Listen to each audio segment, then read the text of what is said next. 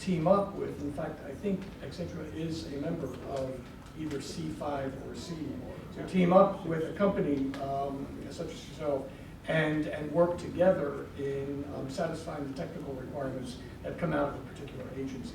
So and the collaboration is built in, and there's also a sort of antitrust thing set up so that no one gets in trouble with the collaboration, and so we're protected statutorily as well. And I think that works a lot because a lot of small companies with a lot of the creativity and the new knowledge coming out, they are very small. And giving them certain government contracts, they don't have big jobs otherwise, can really start a good cycle for them where they get a little bit more entrenched, where they get to the point where management systems become important. And the large companies in the consortium help them do that, or can help them do that. Look, there's a big trend, which is, and that's why a number of the agencies have opened up offices in other places. We're really well known for being great knowledge workers and great service workers and great solution providers. We're not as well known and well regarded for creating business models and products. You know, I can tell you that that's just not the way this region is thought of. And because cost pressures and because there's a need for agile innovation, there is a sense, right or wrong, there is a sense that agile product development is something that the regions of this country do better than us, which is one of the reasons why we're fighting so damn hard to make sure that the conversation includes this region, because many of us know that's not the case.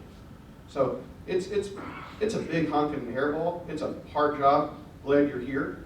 Maybe we'll talk some more afterwards. Got time for one more, because we have one more, and then we've got some great companies to present. Eeny, meeny, miny, mo. I'm liking the back today. I don't know why.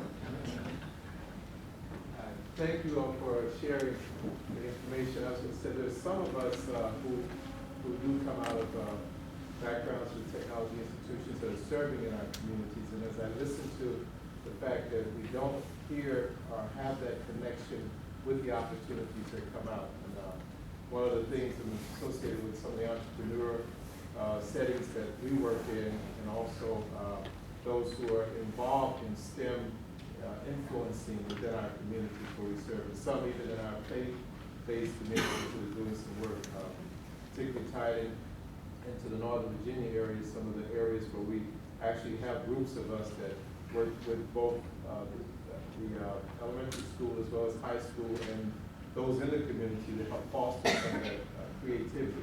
But we don't have the connection with when you have those kinds of things that occurred here today, when those opportunities are made available, how that is connected, how we can easily connect into that. So I sit as part of I'm one of the board members of our MIT alumni here. And so we do work in our churches, in our prisons, in our community areas. And we're doing creative associations and collaborations that are going on. But we don't hear about these kind of opportunities regularly. So the way to close that gap would be very interesting, how we can do that more effectively and work with you along that line. Completely agree. And so, in addressing that, I would say, messaging and getting the word out about what we do is definitely always an issue, right? And so we do have limitations in terms of how we can broadcast. Like, we have regular newsletters, which I can tell you to sign up for, which will tell you when our funding comes out. The ERE Exchange website has all of our funding opportunities, but I mean, the one thing that I think, there's the perception that people want our funding opportunities to be like going to the supermarket where everything's going to always be available every time I walk in the door.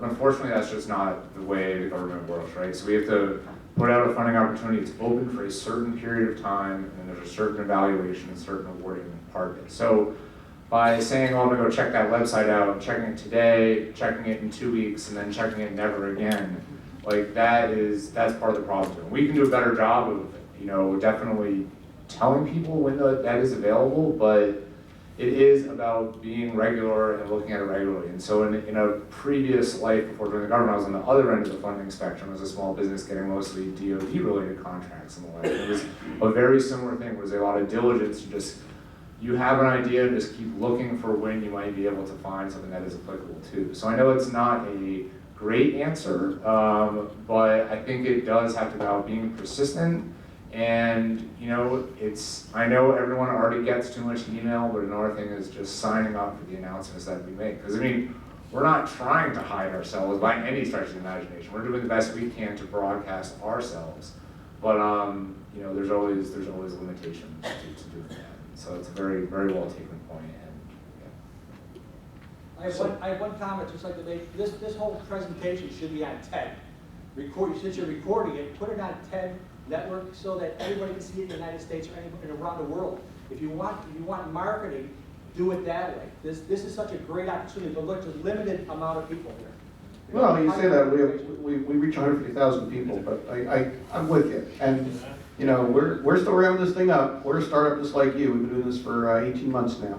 And, you know, you gotta crawl, walk, run. And what you're describing is where you gotta get to. But, you know, the first thing, if any of you have ever been involved in building any sort of credible community, the first thing you have to do is you have to have content, and you have to create community. And we wanted to start in our home court by having events like this for the last 18 months and get great people to come consistently to our events to show that there's a reason for the community to grow. But yeah, you know, you're absolutely right. Over the next 6, 12 months, you're going to see a lot more of that, you know, video and stuff, because frankly, we're demonstrating there's an opportunity.